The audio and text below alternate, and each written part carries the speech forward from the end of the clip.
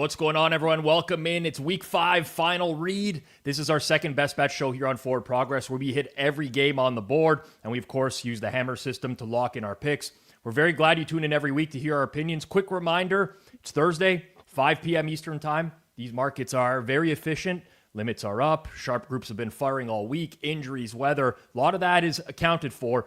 Not an excuse. That is just context for you as the viewer. Quick ask. If you enjoy this show or if it helps you in any way, if you like to fade us, if you just find it entertaining, whatever it is, smash that like button down below. Share the show as well so others can find it. That's just a very easy way for us to grow. Cards are loaded. Hammers are ready. Live chat is already in action. Let's get into it with my co-host for today. Live from Germany, Fabian Sommer.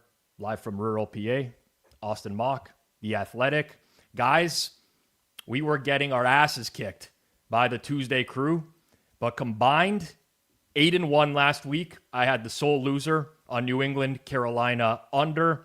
I honestly think I got hard done by in that game when you consider the state of the offense. Punt return touchdown for New England, but whatever. Doesn't matter. It was a friggin' great week for us. This show now has a 5.2% ROI on the season.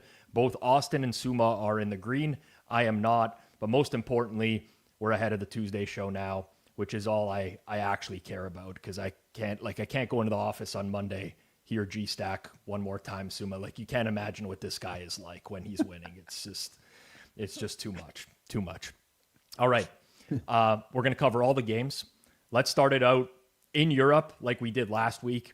It's the Minnesota Vikings. It is the Cleveland Browns. Minnesota has stayed the course in Europe this week for practice. Cleveland going for a quarterback switch. Joe Flacco benched. Dylan Gabriel is going to start. Taking a look at the current market at FanDuel, Minnesota Vikings laying 3.5 right now. Total in the game, 35.5. Juice towards the over. Suuma, I'll start with you on this one.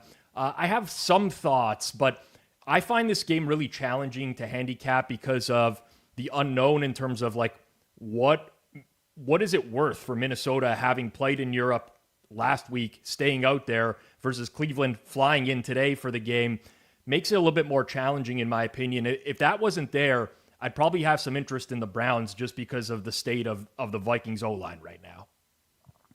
Oh yeah, I think that the jet lag is for real. And I've been going to the US like twice, and the jet lag thing is completely real, I would say. So I think it's a major advantage for the Vikings having stayed there.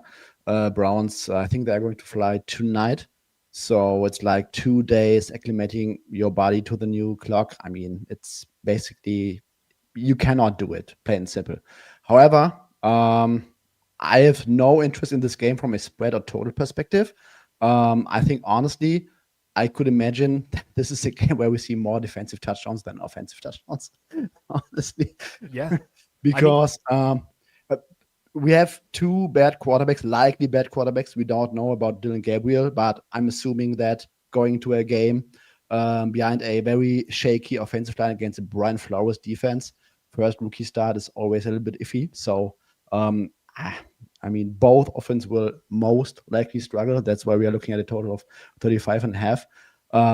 To be honest, if you told me that the Browns defense wins this game, I would not be surprised, honestly. Yeah, so Connor in the chat says, Brian Flores versus a rookie. Let's not overthink it. Austin, the only challenge I have with that line of thinking is that, yeah, okay, it's Flores against a rookie, but the outputs we've been getting from Flacco for this year have been terrible anyways. Like, this kind of gives me some Giants-Chargers vibes where there's a very wide range of outcomes in terms of what could happen here with Dylan Gabriel. But, like, how does it really get much worse than Flacco at this point? The Browns, they want to run this play. Like, Stefanski historically wants to run this play-action offense, get his quarterback on the move. He literally can't do that with Flacco. So I get that it's a tough matchup, but, I mean, it's going to be would have been a bad quarterback regardless for Cleveland. Yeah, I think I've been on at least 2, maybe 3 Browns unders so far this year. And last week, I don't. If there was a final straw, like that was 100% it. Like Flacco was just sitting dead in the pocket, down after down. He can't move. So you're exactly right in that. I don't think it can get worse. Obviously, a rookie, there's a wide range of outcomes. It probably can, but what you're going to be able to get, like kind of what we saw with Jackson Dart, like Gabriel's not like a runner, but he can be mobile. So maybe there's a little bit of like I don't know if you want to say like a higher floor for them this week with moving the chains, keeping drives alive a little bit longer. So that's kind of, I think that's the big thing is you just have a guy who can possibly get a first down if nobody's open on third down or something, if he can squeak out of the pocket. So yeah, I was like about as low as you can get on Flacco. I don't know if this is an upgrade, but in terms of both defenses have a huge advantage here. And I'm actually right on market with spread and total. So I'll be up watching it. So I'm not going to sit here and say I'm not watching this ugly game. Yeah, of course. I'm going to watch it as well. I mean, I think we all could agree we probably wanted to see a higher total come in market here and see if we could get bet toward, have a bet towards the under. But where it stands right now, I'm not sure I could do anything with this. The big thing for me is Minnesota is the team that has to win by margin here, and their O-line is dead last in adjusted pressure rate. They're going to go in with some significant injuries this week. Ryan Kelly didn't practice again today. Complete mess against that front for the Browns with Carson Wentz behind it. Like, I just don't see the amount of optimism towards the Vikings. But again, the situational spot, I guess, is something that, maybe you can swing it in their favor. But it looks like nothing in terms of strong opinions from us on the early game in London. We'll switch gears towards Sunday now. And this one is going to be an interesting one to parse through because Baltimore is decimated going into this week. They suffered a lot of injuries, most notably Lamar Jackson, still listed as doubtful, but the way the market has moved out, seems like not expected to play. Houston comes off the shutout win against the Tennessee Titans.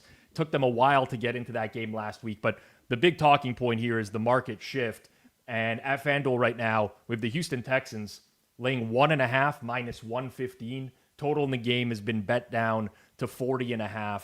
Austin, I got some pretty strong thoughts on this one. I think a lot of the talking point this week from content that I've watched, people that I've talked to are like, well, Baltimore was 9.5 on the look ahead line here, and now they're 1.5 point underdogs. That's too big of a move. What do you say to that? Yeah, you can't say like look aheads is the big thing with quarterbacks and injuries in general. Like, I don't know if we've seen I don't know if I remember an injury report that's looked like this. Like I think I messaged you guys last. Like it was like every 15 minutes they lost a starter last week, and then the Kyle Hamilton news this week as well. So it just keeps getting worse for Baltimore. So like look aheads are nice and everything when kind of the teams stay the same from week to week. This is like couldn't be further from where the look ahead was with this. So I think this is warranted. I think Houston, as much as it scares me, Houston being like a road favorite with the state of that offense, the defense has been incredible. I think you can argue has been the best defense in the league so far. So I think that's the strength of these. Like, what are you going to get out of Baltimore's offense? What are you going to get out of their defense? There's one strength in this game. It's Houston's defense. So I think they're rightfully favored here. Yeah, Suuma, do you agree with that, with the full move towards Houston favored? Yes, absolutely. And yes, Houston is not great, it's not good, but I think that this is a very special situation because the Ravens offense, they were not like their 2024 version in the sense that, Derrick Henry popped like a few explosive runs every now and then, but from a down-to-down basis, their bread and butter, their run game was not efficient. They were like a below-average rushing offense in terms of success rate, and that's with Lamar, the dual threat guy in the lineup. So I think going to Cooper Rush completely changes the complexity of the offense. Texans defense, this sounds lazy, but when you hold like much better offenses, much better quarterbacks, like 19, 17, and 14 points. I'm really struggling to see how the Ravens offense is going to have success. How do they cross 13 points here? And that's, in my opinion, the biggest mismatch. Like the Texans defense is everything we thought going into the year. Arguably the best unit when you adjust for a schedule right now. got things done against the Titans offense last week. So I'm just not seeing how the Ravens offense will have success. Then on the other side, I mean, yesterday it looks better now, but yesterday there are two healthy cornerbacks were Keenan Martin and TJ Tampa. So maybe they're going to get Wiggins back. Kyle Hamilton now LP, DNP with a groin injury. That's like something you don't want to have when it comes to groin injuries. So I'm not a big Stroud guy, but I think they found something in Woody Marks last week, and I think they will just do enough on offense, I guess, to get this home. I have a strong lean towards Houston. Well, I have more than a strong lean. I'm going to get this going right away, and I'm going to start with a triple hammer on the Houston Texans. I actually don't think this line has moved enough, to be completely honest with you. I have Houston as a field goal favorite in this game. I mean, Baltimore, 70% win percentage with Lamar Jackson since 2018. Their points per game drops from about 28.5 points per game to 16.5 points per game without him. It's a significant loss. Now, I've seen a lot of Cooper Rush. I'm a Cowboys fan. People will be like, well, he's 9-5 in his 14 starts. Forget about that. There's more and more tape that's been come out on Cooper Rush. Last year, he averaged 6 yards per attempt. That was the lowest rate amongst any starting quarterback in the NFL. He doesn't push the ball downfield. He doesn't have a high completion percentage. This is against a very, very good defense with a very smart defensive mind in DeMeco Ryans. But look at the Baltimore defense, people. They are missing from their depth chart at the beginning of the year, top 3 defensive tackles, top edge player in Kyle Van Noy, and that's where they were weakest going into the year. Top linebacker in Roquan Smith. Potentially both outside corners, Nate Wiggins, Chidobe Awuzie. Potentially both nickel corners, Marlon Humphrey, and they had someone on IR earlier in the year. Kyle Hamilton or Darius Washington at safety. Like, this is legitimately the personnel of a bottom 3 defense in the NFL this week with a below average offense. I definitely think Houston should be favored by more in this game. They suck, don't get me wrong, but they're much better than this Ravens team, in my opinion. And I don't think we fully caught up on how bad Baltimore might be going into this week. So I'm starting triple hammer on the Houston Texans, -1.5, -115. Some people asking why I'm using that instead of the money line in the chat. We're using FanDuel numbers to lock in our plays, just to keep it consistent over the course of the year. And football fans, this NFL season, you can call your own audibles with Your Way exclusively on FanDuel. Your Way gives you the power to adjust lines, customize player props, and create bets you can't find anywhere else for a game-changing experience. So whether you want to bet on how many passing yards or rushing yards, even touchdowns, you set the line and get new odds instantly. Plus, with Your Way, you can even make head-to-head bets by position or player, however you want to play. FanDuel is your go-to app for any snap. Just visit FanDuel.com/forwardprogress to get in on the action. That's FanDuel.com/forwardprogress to bet your way. Play your game with FanDuel, an official sports betting partner of the NFL. Please play responsibly. You must be 21 plus and present in select states. For Kansas, in affiliation with Kansas Star Casino. 18 plus and present in D.C. 19 plus and physically located in Ontario, or 18 plus and present in Kentucky or Wyoming. Gambling problem? Call 1-800-GAMBLER or visit rg-help.com. Call 1-888-789-7777 or visit ccpg.org/chat in Connecticut. mdgamblinghelp.org in Maryland. Hope is here. Visit gamblinghelplinema.org or call 800-327-5050 for 24/7 support in Massachusetts. 1-877-8-HOPE-NY or text HOPE-NY in New York. Call Connects Ontario at 1-866-531-2600 or visit connectsontario.ca. Keeping it moving here, there are some ugly games coming up this weekend, and we're about to go through a bunch of them, starting with the New York Giants at the New Orleans Saints. This game has flipped since open. Giants opened as favorites in the 1.5, 2-point range on the road. Now as it stands, Saints -1.5, -110 at home to the New York Giants. Total in the game, 41.5, and that one is juiced towards the over. Jackson Dart's first start, full of a lot of scrambles, Suuma. I don't really know what to make of this team right now. I understand the flip. It's just kind of got to a point now where it's like, yeah, I can make an argument for either team, but I feel like this is just kind of right. Right now, I think the line is right. Jackson Dart, I think he had like 86 net yards passing last week. It was basically the first scripted drive. We can argue that no one knew what was coming from the offense. And then until like, I don't know, the fourth quarter, the Chargers defense basically shut them out. They got 2 touchdowns or 10 points starting from the Chargers 3-yard line after 2 Herbert picks that were not really his fault, I would argue. And no Malik Neighbors, I don't think that my prior on that offense is really high enough. I think Saints are rightfully favored. When you look at their first 4 games, they had a tough schedule: Niners, Cardinals, Bills, out on the road against Seattle, who might be much better than I thought going into the season. And I think outside of that Seattle game, which really got out of hand early with like 2 big special teams plays for Seattle, I think that the Saints hung tight. I mean, if Brandon Cooks grabs the touchdown last week, I mean, there's a massive survivor sweat going on. If Rattler makes a good throw. That was so far behind Cooks, but yeah, you're right. He was wide open in the end zone. Yeah, wide open. Rattler also missed 1, I think, wide open walk-in touchdown against the Niners. So yes, that's also part of the Saints offense. Spencer Rattler is not a top 10 quarterback.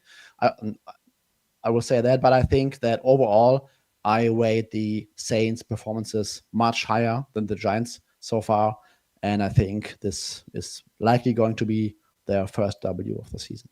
So my big concern here, Austin, is that the Giants are, my numbers, I'm just adjusting based off schedule, but I'd say they're 5th in adjusted pressure rate. Saints O-line, 27th in terms of pressures, plus they're dealing with injuries this week. I mean, the Giants basically won their game last week by pressuring Justin Herbert into oblivion. And yes, Joe Alt left the game. Mekhi Becton didn't play. I get all that. But to me, there's one significant mismatch in this game, and it's Giants front 7 against Saints O-line, which is, I mean, I'm not going to bet this game, but I think I kind of lean Giants at current price.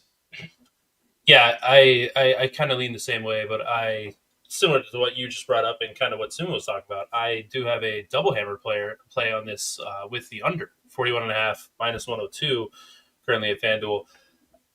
I think the pressure thing is going to be huge. Abdul Carter had his best game in his short rookie season. We were very excited for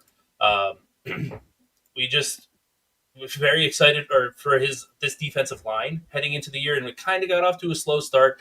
And then we saw it against, I think, what is rated as a pretty poor offensive line for the Chargers last week when Joe Alt went out.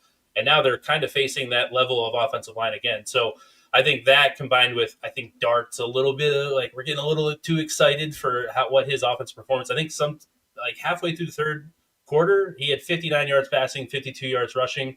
He had the hammy. He's getting hit a lot. I don't think that's a sustainable way. I'm not a huge fan of Scatabo either, because I don't think his style of running is one that's going to be explosive in any nature. So, yeah, I think this game plays towards the under here.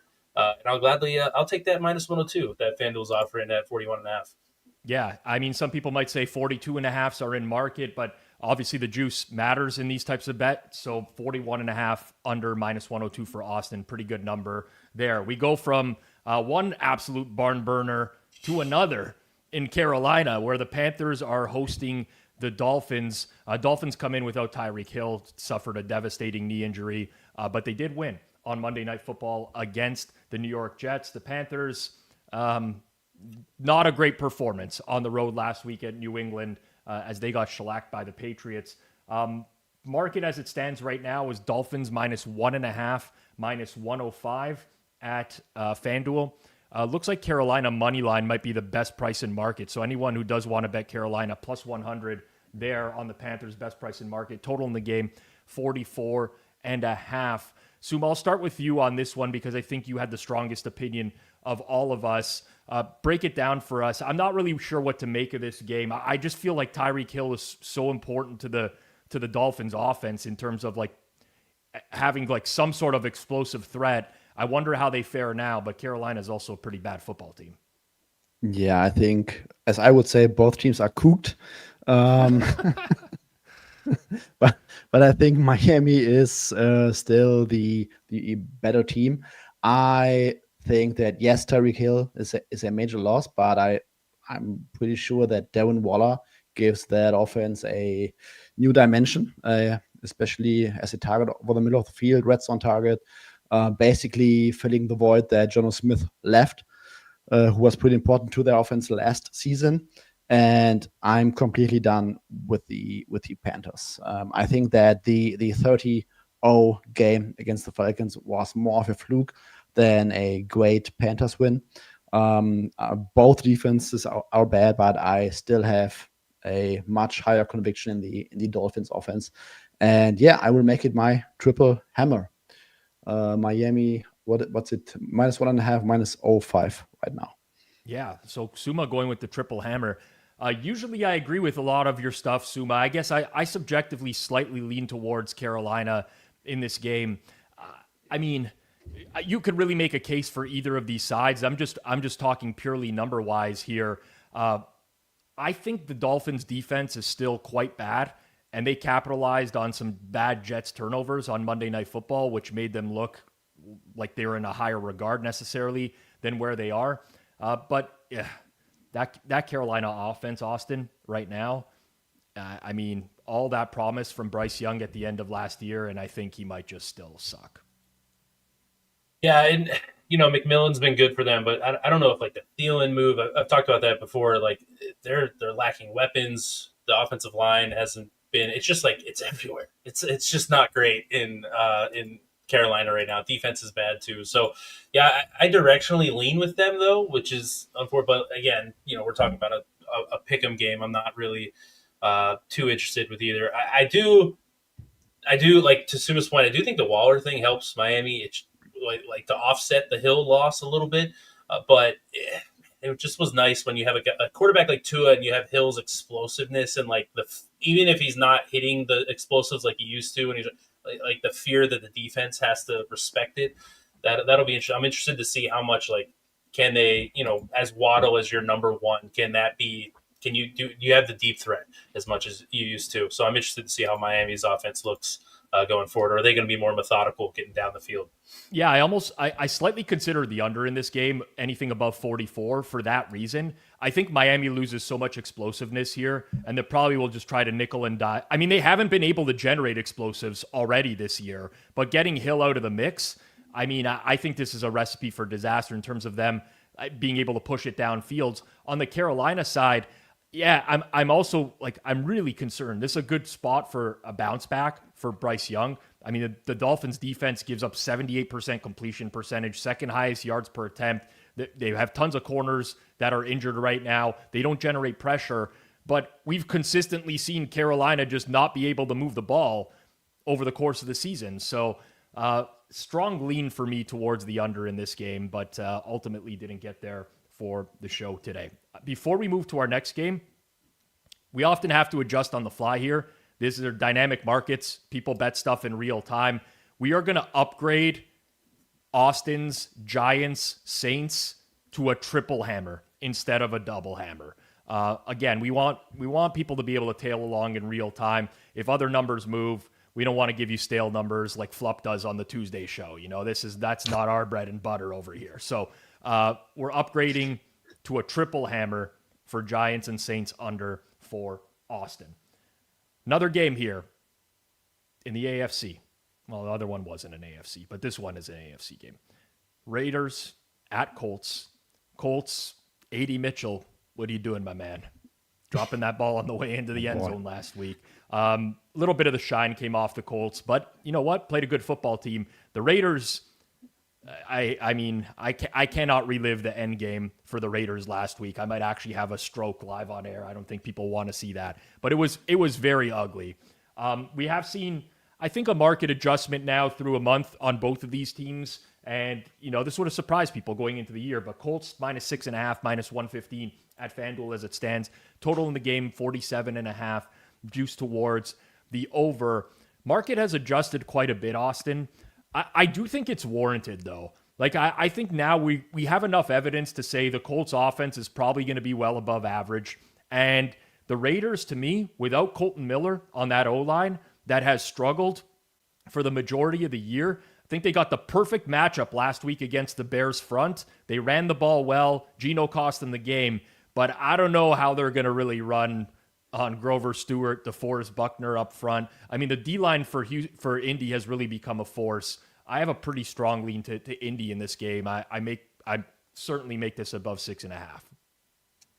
Yeah, and I think even if you don't believe in Indy, maybe being into like the upper echelon of the league, I think, I said to you guys earlier today that I think the Colts are in this, they might be in this bubble where it's like, if you're a bad defense, like Steichen's good and Jones is doing what you need to do, down to down, like his success rate is still incredibly high in passing when he drops back. So I think it is warranted. I don't know if I'm ready to say they can go toe to toe with the league's best yet, but I think they are. And then on the flip side, you mentioned Miller being out and the Raiders' offensive line being horrendous. I think the Colts' defensive line has been sneaky all right to begin the year. Latu's been disruptive. He hasn't had the sack numbers yet, but a lot of pressures in that. So I don't see a path where the Raiders have the success. Maybe Gentry can get loose and break some runs, but if Geno's going to face some pressure, his numbers have not been good this year. I do not like the ability. You're basically hoping for a backdoor here, which is not a lot of fun for me in this game. Yeah. Suuma, curious your thoughts on this as well. I mean, I really strongly considered putting this one in as one of my hammer plays. FanDuel does have the best number in market with the -6.5, -115, which was part of my consideration. I think I talked to you earlier in the week, though, and you were leaning the other way. Yeah, raw number was hard to get to the Raiders 7, and I think some others might have the same issue. That's why it's not a flat 7, basically. But digging more into that game, honestly, do we consider Jamal Adams as a real linebacker right now? Because the Raiders are with him basically in base personnel a lot. They stack the box. They are good against the run so far. But if you do that against Shane Steichen, he's like play action you to death, like all game long. And that's my biggest concern, because I don't think that the Raiders have like any serious people in the secondary that can cover those linebackers with a lot of eye candy off of play action. And that might be the fat tail matchup that completely keeps me off Las Vegas. I could not bet them. And I don't disagree at all with that. I mean, listen, this could be like a low point for the Raiders. I understand buy low, sell high mentality. I just am not there yet. And like, Indy is too smart of a team, in my opinion. Like, to me, the path to success for the Raiders is they got to shut down these early down runs. If the Colts run early, you force them into like second and long, third and long, where the pass rush can tee off a little bit. I get that, but Steichen is too smart to fall into that trap. And one other thing here, like, this is really weird. I was looking at it. I don't know if Pete Carroll, fooled around with the NFL schedule maker's girlfriend or wife or something like that. But what is with the Raiders having to travel back and forth, East Coast, West Coast, every single week? Like, this is week 5 here, and they keep going coast to coast. I know Indy's not, East Coast per se, but Eastern time zone. Like, that travel eventually is going to catch up to them as well. I think there's a lot of reasons to like the Colts in this game. Not an official pick for me, but I did bet some Colts, and I do like the Colts in this game. Keeping it in the early window, a matchup I think a lot of people are looking forward to is the Broncos and the Eagles. The Eagles haven't hit their stride yet. You look at their net yards per play, net success rate. It just doesn't have the profile of a team that is 4-0 for the most part, but they're there. They find ways to win games, whether it's special teams, good defense. They've got it done. Denver breezed by Cincinnati on Monday Night Football. Very uncompetitive, 28-3. Current number at FanDuel's Eagles -4.5, -104. Rest of the market is mostly 3.5s right now. Total in this game is 43.5, and that's pushing up towards 44 at FanDuel. Austin, I'm not believing in this Eagles team. I'm really not. I think there's a lot of tendencies on offense that are very, very different than what they were running a year ago. And I keep waiting for that flipping point, but it's not happening. And I think, last 2 weeks, blocked kick return for a touchdown, blocked punt return for a touchdown. I think they're finding ways to luck themselves into points right now. Yeah, I think we're 3 blocked kicks the last 2 weeks. There's something off. Like, I don't know if it's just like, hey, we have talent everywhere. Like, Barkley's not getting going. Jalen Hurts was looking great in the first half and then didn't complete a pass in the second half. We kind of saw the opposite of that against the Rams. Couldn't do anything in the first half. Was really good in the second half. So I don't know if they're still trying to find themselves. I think if you're still trying to find yourself as we have turned the calendar October, something is probably fundamentally off. To whether it's the play calling, the scheme, whatever it is, something's not gelling. So I do think there's definite cause for concern. I think the defense, though, is fantastic. I do think that maybe a little bit of the edge. I wish there was more production there. They've been banged up, but I am a big believer in this defense, and I think they do profile more towards an under team with Barkley not having any ability to get explosive plays right now, and then you're relying on basically can Jalen Hurts scramble himself into enough first downs to keep the offense moving. So yeah, I think there is some cause for concern with the Eagles. You mentioned the defense, Austin. I'll get Suma's thoughts on that as well, because to me, the Broncos O-line has been very good this year. Like, Bo Nix has had a lot of time to throw. They've held up both in pass pro and run blocking as well. Nolan Smith on IR for the Eagles. Jalen Carter seems to be pretty banged up. There's a depth player in the linebacking core on IR as well. I can't remember off the top of my head. But I don't know. I feel like I watch Denver games. Their O-line holds up. It comes down to whether Bo Nix can make some throws or not. I personally, Suuma, see the Broncos being live in this game. Obviously, Nix versus Fangio, that is a scary thought altogether. But I don't see much separating these two teams right now, even though one of them is the Super Bowl champ. Yeah, no real opinion on the spread, but I like the under a lot here. I'm just having a hard time seeing both offenses score. I'm not sure whether we can call the Eagles offense unserious at this point, but what Hurts has been doing, like when you look at his like passing heat map, I mean, you would not recognize this as the current Super Bowl champion, like not at all. Denver's defense, they are really, really good. I think that Hurts will not do a lot in the passing game. I think that the Eagles will obviously lean into the run. I think that the Broncos defense, they are small, they are light, and we saw it against Indianapolis where they averaged 6 yards per carry or something. And I think that will be the way to go for the Eagles. And I'm also counting on a few longer drives, killing the clock. And on the other side, I mean, Bo Nix has arguably been one of the worst starting quarterbacks when you just filter out your results. And what the Broncos like to do on offense, it will not work against the Eagles. I mean, Zach Bourne and Giard Campbell, this is the best linebacking duo in the league right now, and I don't think it's even close. Add Cooper DeJean out of the slot, and all these crossers and in-breaking routes that Peyton likes to run when Bo Nix has clean platforms and off bootlegs, they are not going to work against this defense.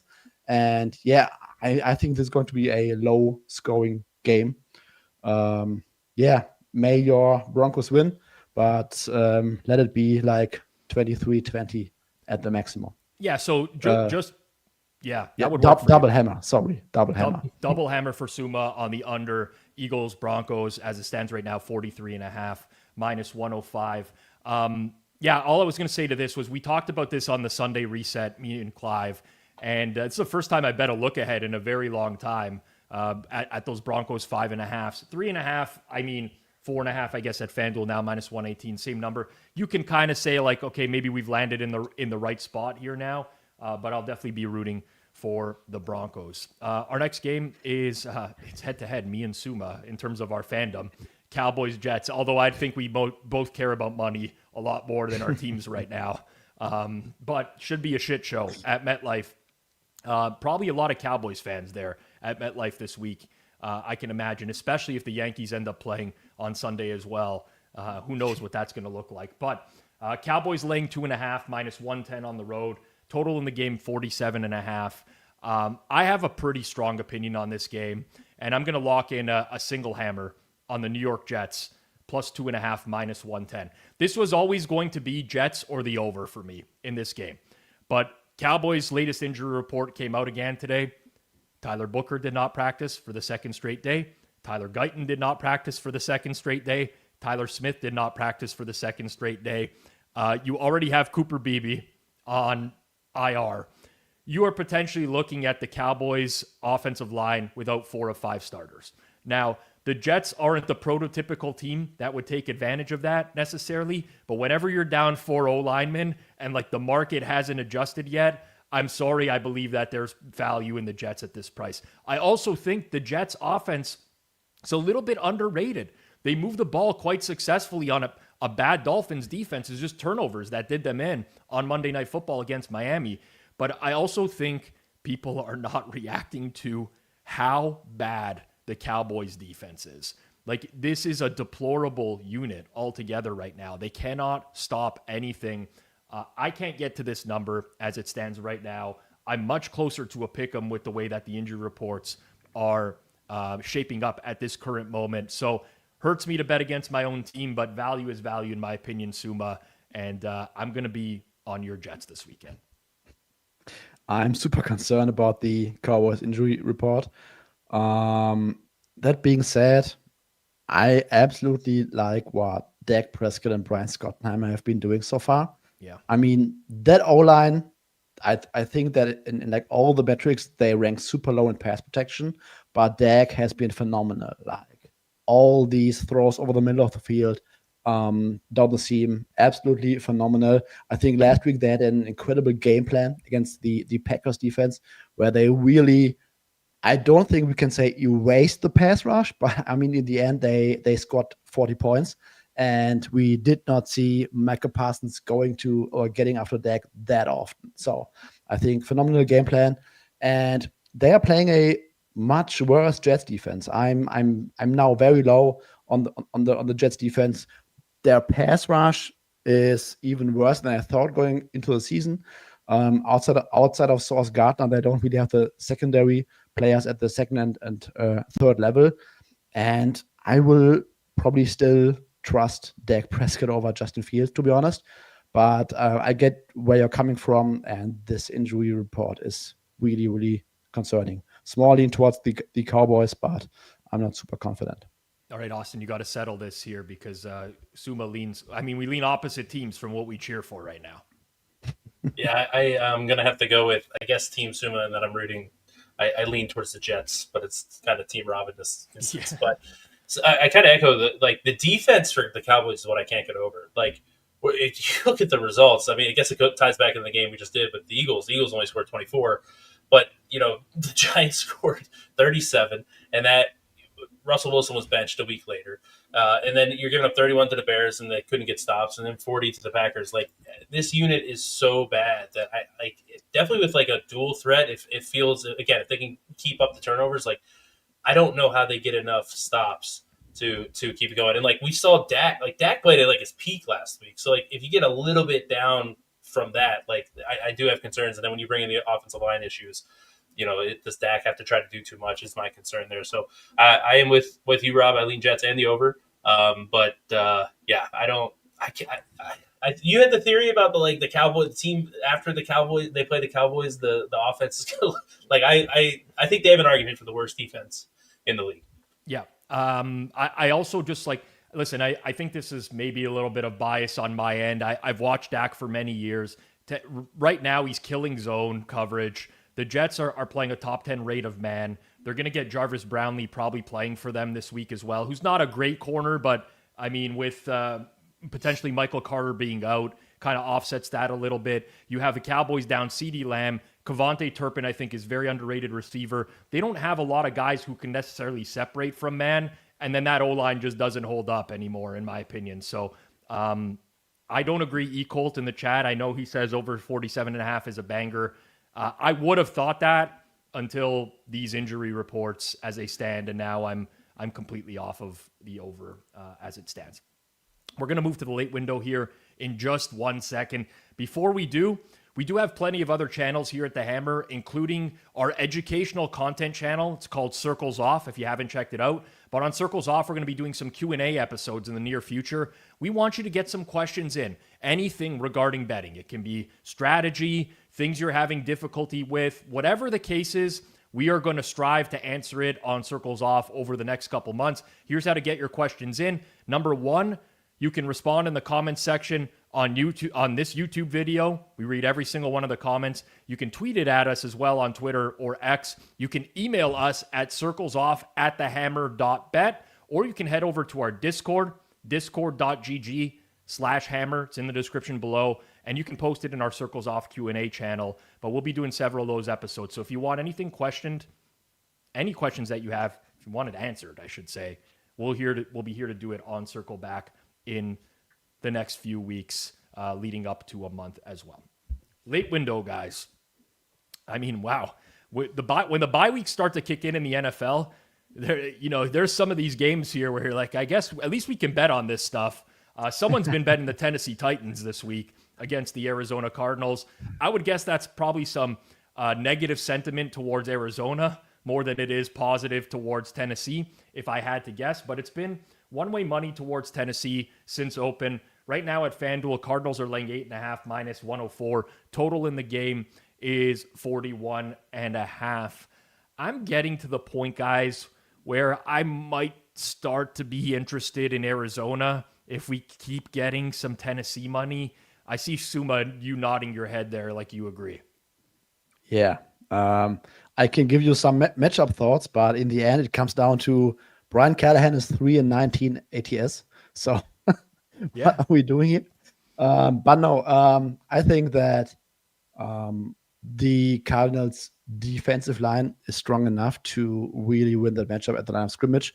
Will Johnson is likely going to be back, and I just don't see how the Titans all of a sudden move the ball. Like, I don't think that Cam Ward is the biggest issue. I think everything else around him is like completely awful, and the Cardinals' defense will just be enough to not let them have their breakout game.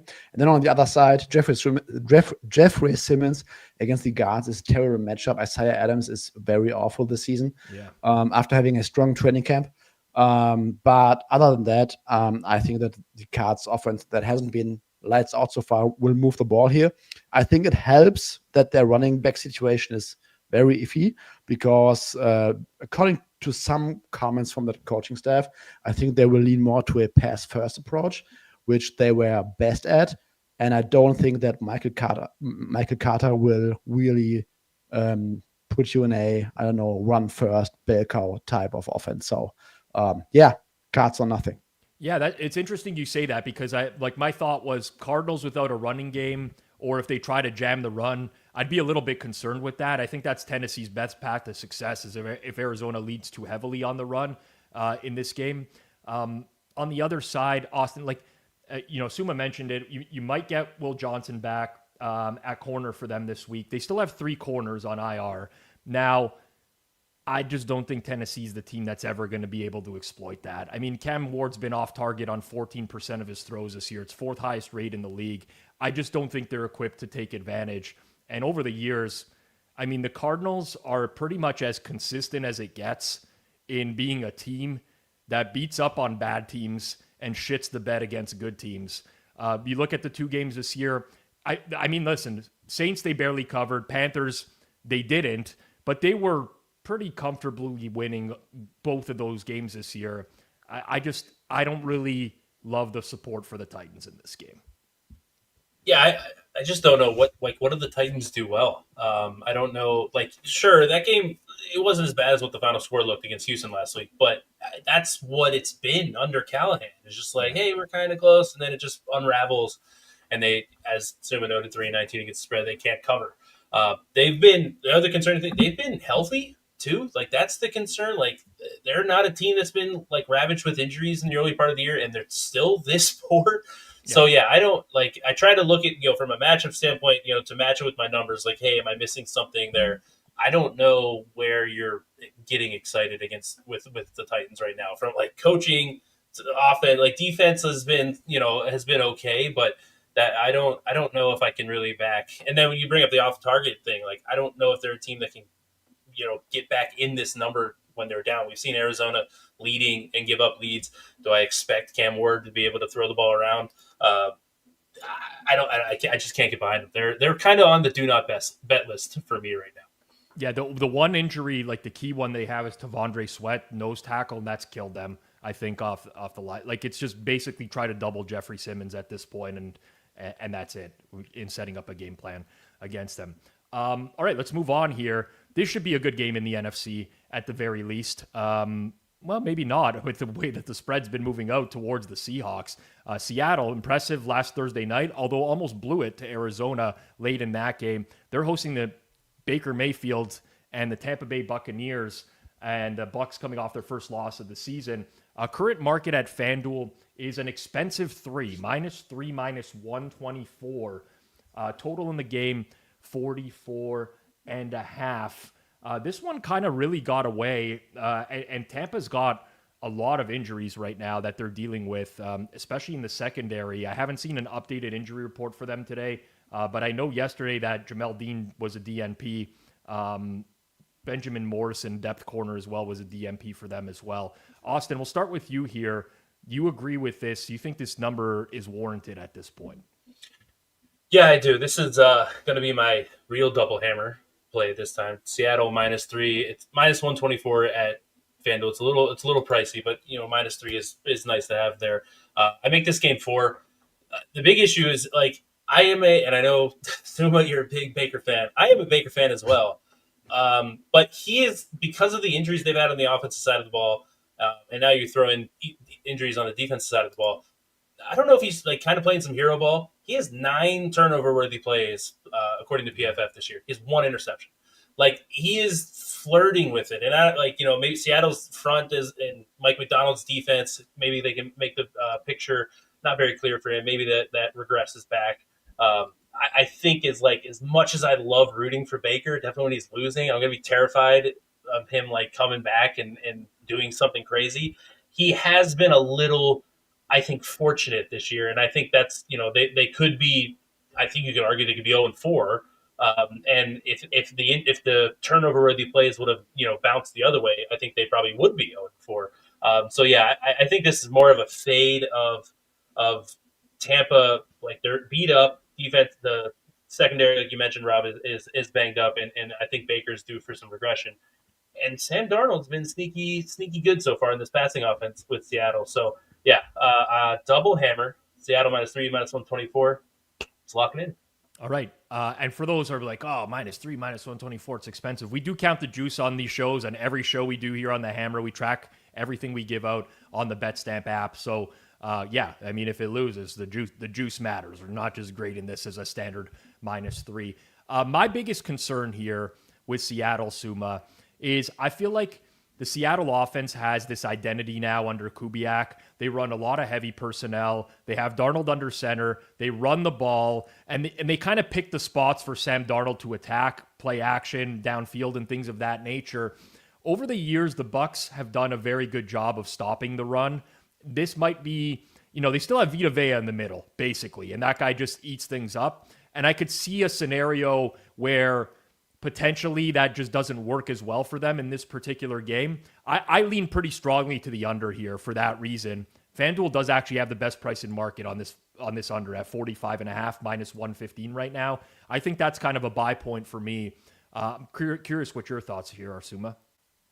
I will say on the one, you're absolutely right, but I think one tendency that Kubiak had last season was that if he could not run the ball, he stopped calling play action. And this year, that's not the case. So the Seahawks are a bottom 6-ish rushing offense in terms of success rate, or DVOA in terms of down to down.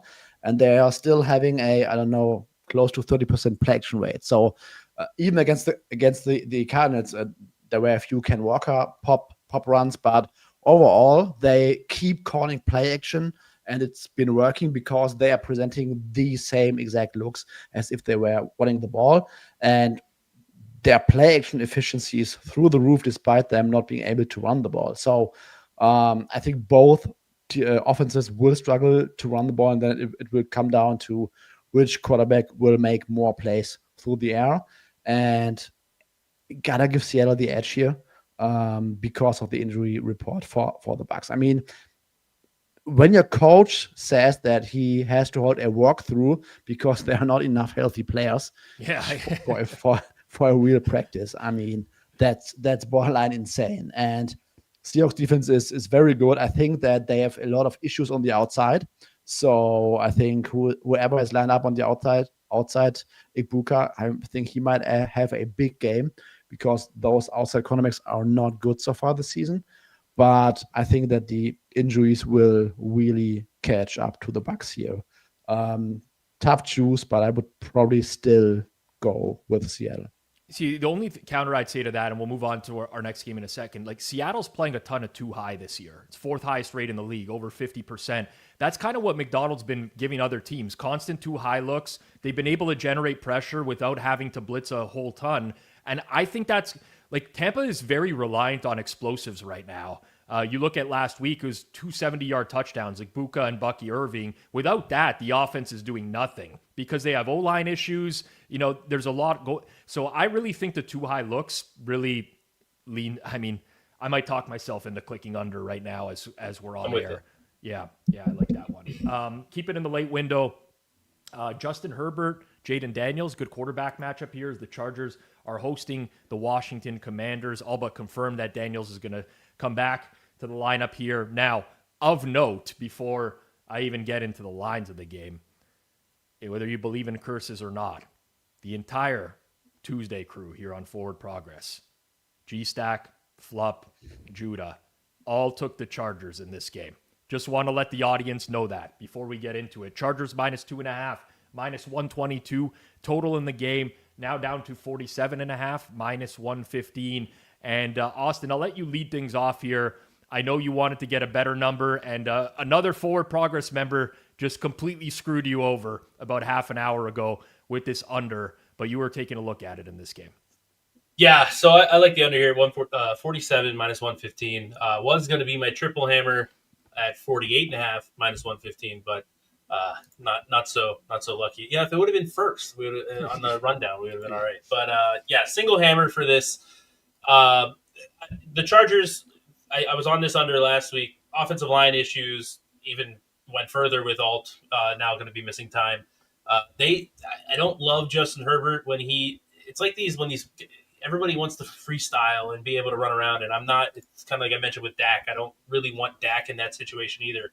So I think the passing efficiency for the Chargers is going to go down. Maybe they start passing less because they've been one of the more pass-heavy teams, surprisingly, with a Jim Harbaugh-led team in the early going of the season. So maybe they run the ball a little bit more. Offensive line's not as strong. But then on defensively, Jaden Daniels, I don't know if he's going to be – is he 100%? Can he use his legs as much? Well, that's a concern for me. Is he a little rusty from time missed here?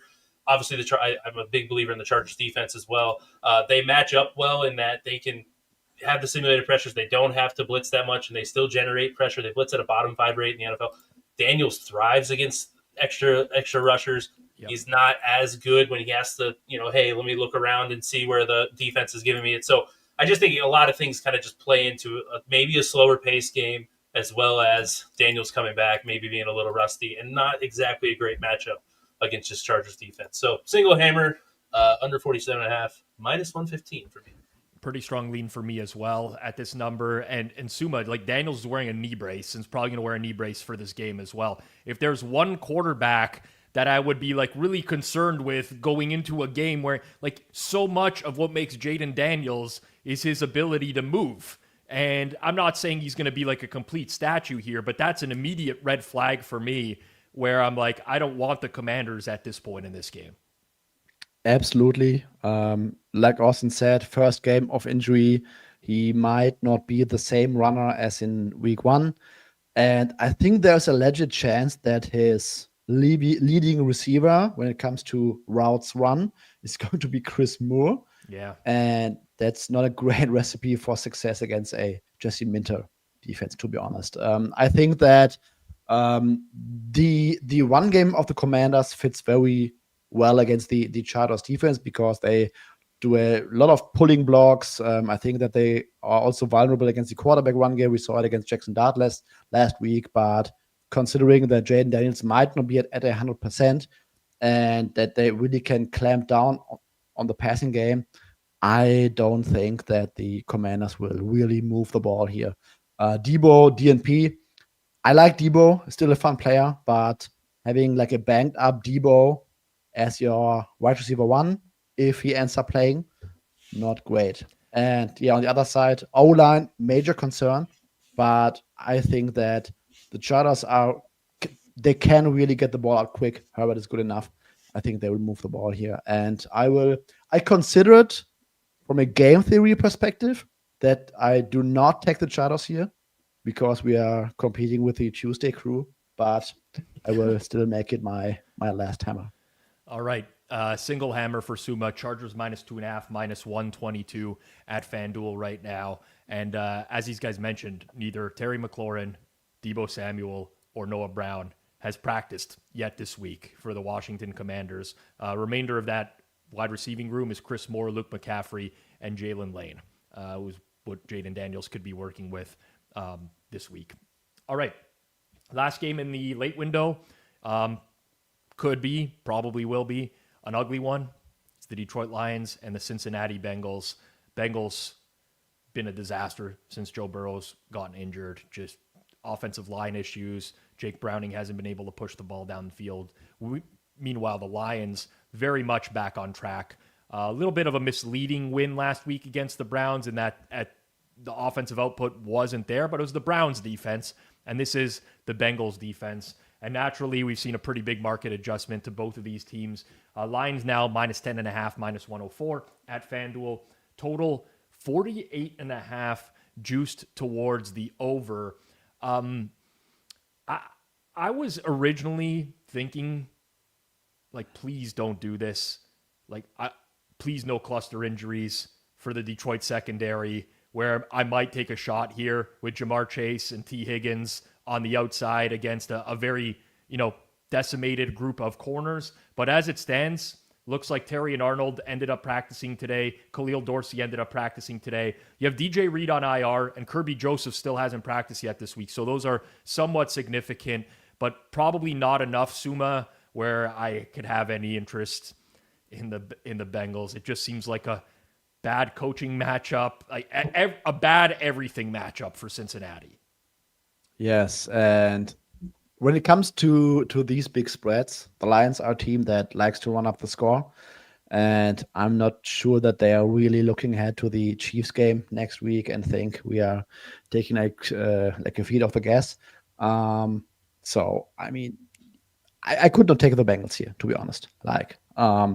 I think that the Lions D-line will work that O-line like all day long. And Jake Browning has really regressed from that play action, bootleg, hitch route, screen production that he has had in 2023. So bad Bengals defense. I think Lions are going to score. And gun to my head, I would bet the Lions. Yeah. What are you thinking here, Austin? Yeah, numbers go towards Cincinnati, but same sense. I can't.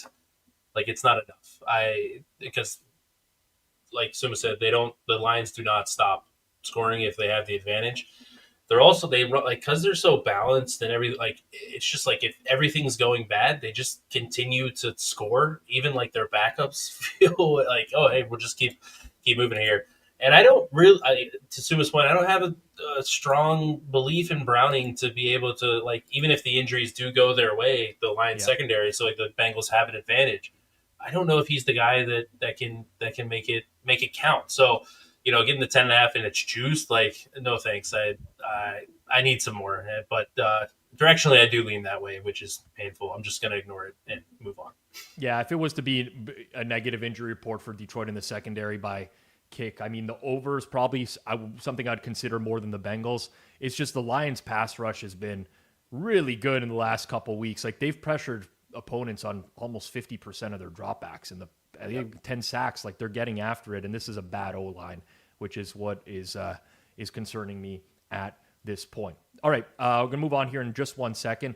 People are often asking me, they reach out to me via DMs, it's in the chat, how do you see all these different numbers in real time when you're talking about the game, where the market is at? Well, if you're betting without a pro grade odds screen, you're already behind. BetStamp Pro is the odds screen trusted by myself and other pros to move first and to win at scale. I had a hand in helping build this out. And for the first time, you can unlock the standalone main market screen without getting the full props package. That's just $99 a month when billed annually. It's a really good price for a full odds screen.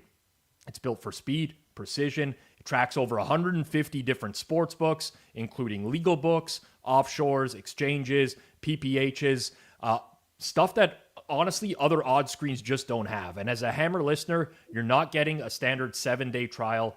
You're unlocking a full 14-day trial to put it to the test. Don't wait. Claim your free trial today. You can scan the QR code on screen, or you can hit the link in the description.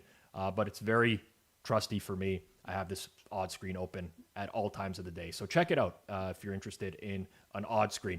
Sunday Night Football, guys, is the Bills and the Patriots. A little bit of Patriots money coming in this week. Kind of back and forth. We kind of settled here. I mean, with the FanDuel having the best number in market on the Patriots as it stands right now, 8.5 minus 112.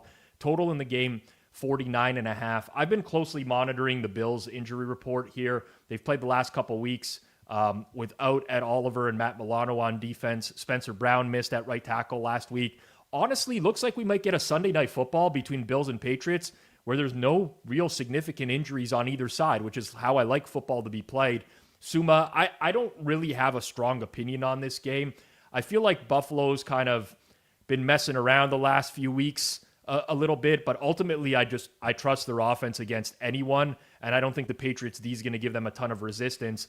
I am kind of scared, though, of the backdoor possibility with this Patriots offense, which I think is better than people are giving them credit for. I agree with Akshish, and I posted the exact same question in our Forward Progress chat today, whether the guys can name like 10 better current starting quarterbacks than Drake May. I think it's hard to come up with 10 right now, at least for me. I think he's doing a phenomenal job, and that's with like a awful run game. A wide receiver one who is saying that he's like at a 5 out of 10 in terms of knowledge of the offense.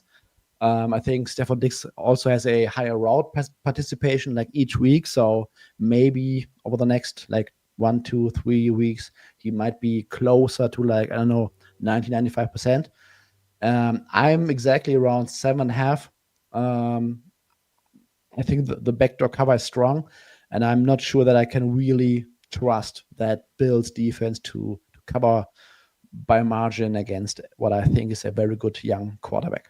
Yeah. What do you make of this, Austin? I mean, the Bills last week, Suuma mentioned off the top in the Saints breakdown, but Rattler throws a better ball to Brandon Cooks, and the Bills are losing in the fourth quarter of that game at home to the Saints last week. I just don't want to put too much stock into one game because I know how this Bills team, like, they can immediately turn into a wagon. And I think at full health, this could be a coming out party for them. Vrabel's defense, to me, I mean, they were lucky they got Bryce Young last week because 7 of Carolina's 10 drives moved to the opposite side of the field, and then they just stalled out every single time because it's the Panthers. I don't think the Bills are going to do that. Yeah, and that's also the concern. Like, if the Bills have to turn it on, can the Patriots keep up? But I think we're under, like, we don't really, I don't know if we're kind of capturing the Patriots defense because Vrabel's had a good defense, in his time in Tennessee was never horrendous. This defense might be really bad. And they have been so far this year. And so now you're going up against a Buffalo unit. So I have a slight lean towards New England at this number. I'm not like nothing that I would play. I think what you mentioned, Rob, the Ed Oliver and Matt Milano injuries are huge. Like that changes. Without them, I don't think the Bills defense is very good at all. No. And you put those two in, it's such a game changer. I still don't think they're like a top 10, top 5 unit or anything like that. But it makes them more serviceable where the offense can just keep going and separate themselves. So yeah, those are the two key injuries to watch. We had both limited practice twice this week. Yeah. So yeah, those two are pretty key for me in terms of grading Buffalo. Like they go from like they're still one of the better teams in the NFL, and like when those two are in, it's like there's no one, not many teams are even in the same conversation. If they were to miss and the total still doesn't start with a 5, I'm playing the over in this game. That's the way that I'm basically looking at it at this point.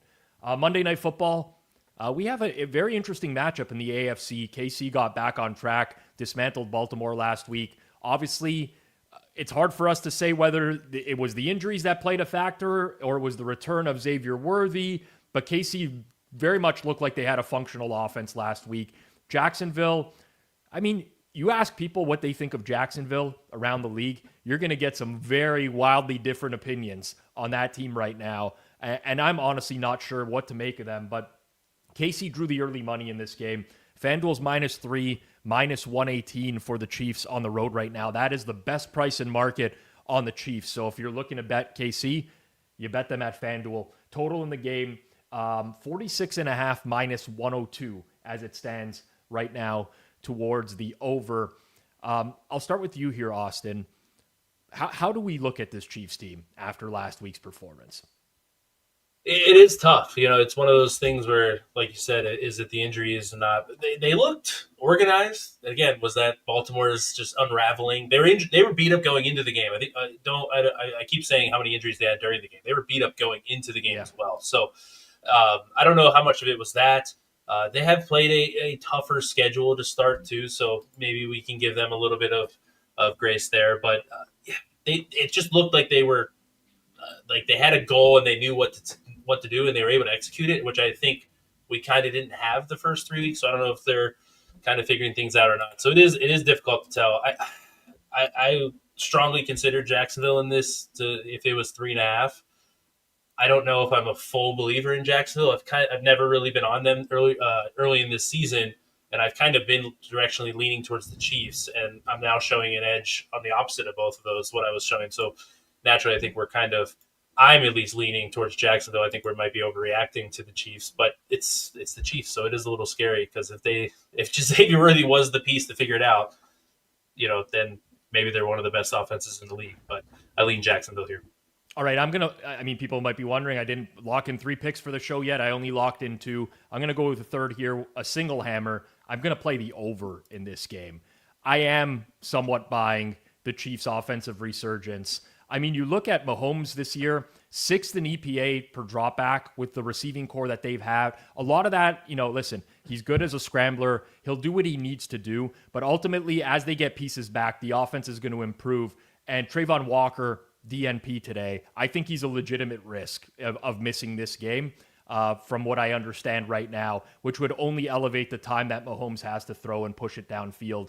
The Jags defense, third downs, they cannot get off the field right now. I think they've given up just under 50% conversion rate on third downs this year. It's the 4th highest in the NFL. And that's one thing that the Chiefs live off of, is being able to convert those. So I think that's a pretty bad design. On the other side of the ball, Liam Cohen, people have differing opinions on him. He's very creative in the run game.